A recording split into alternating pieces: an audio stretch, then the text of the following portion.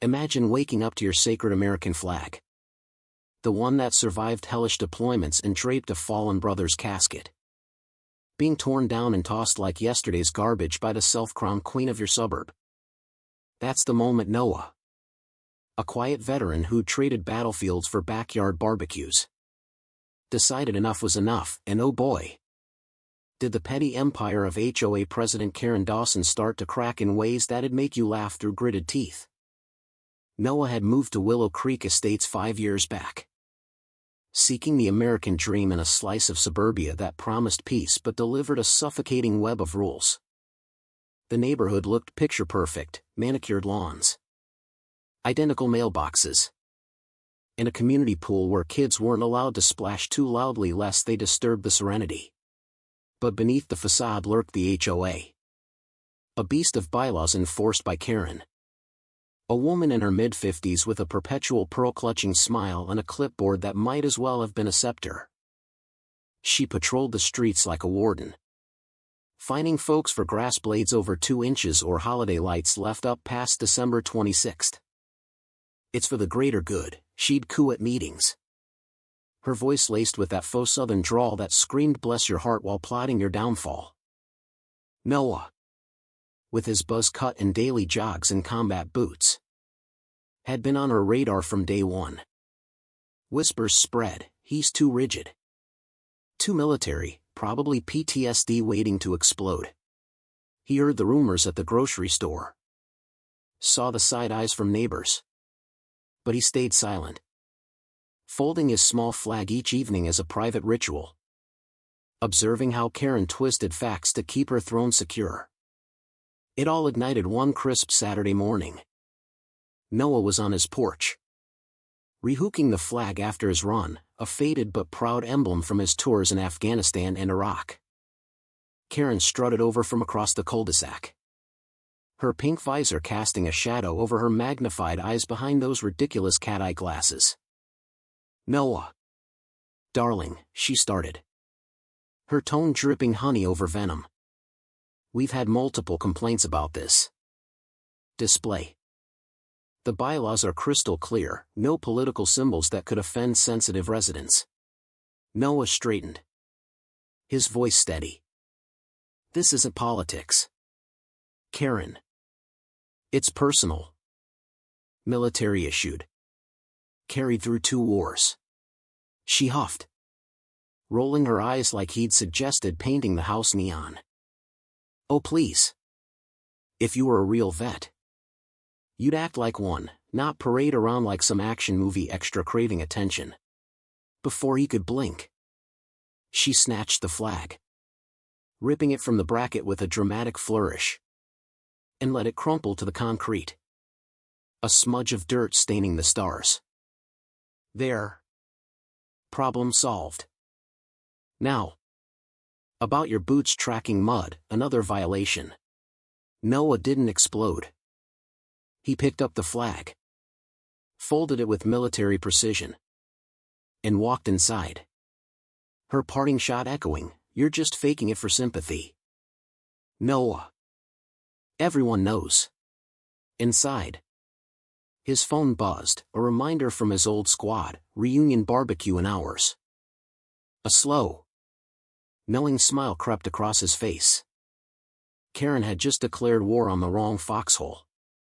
The whispers turned to roars by afternoon, as Noah set up tables in his driveway, coolers stocked with beers and ribs marinating in secret sauce.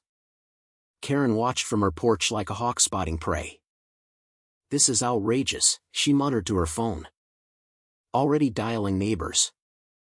"He's turning our peaceful street into a frat house." The first SUVs rolled in, black, imposing, like a convoy from a forgotten mission. Out poured 7 giants, Hawk with his tattooed arms, Sandy limping on his prosthetic but grinning wide, Wrench the mechanic wizard, and the rest. All vets built like tanks, cargo pants and dog tags gleaming. They slapped backs, roared laughs that shook windows, and transformed Noah's yard into a makeshift base, tents pitched, battalion flags strung, Smoker firing up ribs that scented the air like victory. Karen's face soured faster than milk in July. "Gentlemen," she approached. Clipboard thrust forward like a bayonet. "This gathering violates Section 3.2, unapproved assemblies over 5 people. Hawk glanced at her. His rumble low, "Ma'am. We're just grillin' and chillin'." "You got a problem with that?" She sputtered. "It's disruptive. Intimidating. I'll report this to the authorities." As she stormed off, Sandy quipped under his breath. "Bet she's never seen real intimidation. Try dodging IEDs while she finds flower beds." The cops arrived soon after. Sirens lazy. But Officer Ramirez, a local who'd chatted with Noah at vets events, just chuckled. "Barbecue. Huh. Smells legal to me." Karen fumed. "They're armed. Look at those backpacks." Ramirez eyed the cooler. "Armed with Bud Light. Maybe. Carry on, fellas." As he left with a rib in hand, Karen's email blitz began. "Urgent, paramilitary invasion threatens our homes." Blurry photos attached. She painted them as thugs, manipulating the neighborhood chat into a frenzy of fear. Noah read it over ribs, his squad smirking. "She's got the strategy of a wet napkin," Bishop said. "Already plotting. Let's show 'em what real community looks like." Tension simmered into a boil the next day. Neighbors peeked warily, some crossed the street to avoid Noah, but kids gravitated like moths to flame. By noon, the vets had repurposed the tents into an obstacle course, tires for agility, ropes for climbs. All kid-friendly. "Watch this, Mr. Noah," little Timmy yelled, scrambling under netting while parents hovered. Phones out not for complaints but videos. "Mrs. Patel approached hesitantly, then beamed, "My uncle served in Vietnam. This is wonderful." Karen's porch became her bunker. Her face thunderous as she typed furiously. "This is indoctrination," she hissed into her phone. "Calling cops again. They're training child soldiers." Officer Ramirez returned, sighing. "Ma'am, it's hopscotch with hurdles." But Bishop handed over a permit, veteran appreciation event. City approved. Karen's jaw dropped. But the noise, the chaos. Ramirez grinned. "Chaos? Looks like fun. Save me a spot next time." Her flyer campaign hit doors that afternoon. Emergency meeting, stop the militia menace. With Thorne, her bored lapdog. She'd rally votes to ban such displays. Whispers reached Noah, Karen plotting to accuse him of stolen valor. Digging for dirt with a blogger buddy. "She's scared," Noah murmured to his squad. "Losing control means losing her crown." They prepped, service records scanned, emails archived. At the meeting, packed and buzzing, Karen preached from her binder, "These men threaten our values. Excessive. Unvetted." Thorne nodded like a puppet, "Bylaws demand order."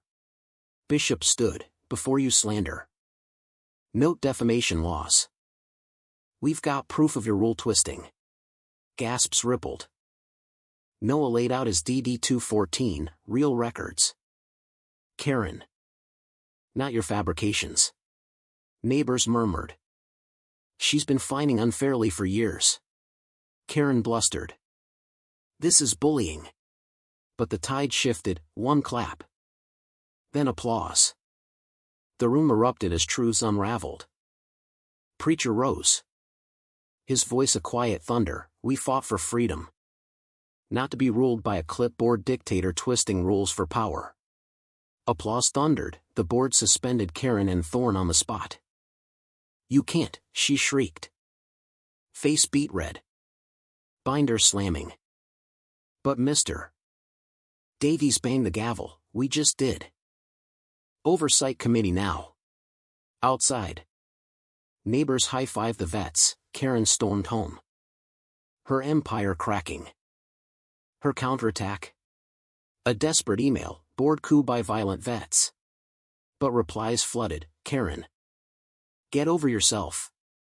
Cease and desist followed. She doubled down with anonymous notes. Tone down the military macho, it's triggering.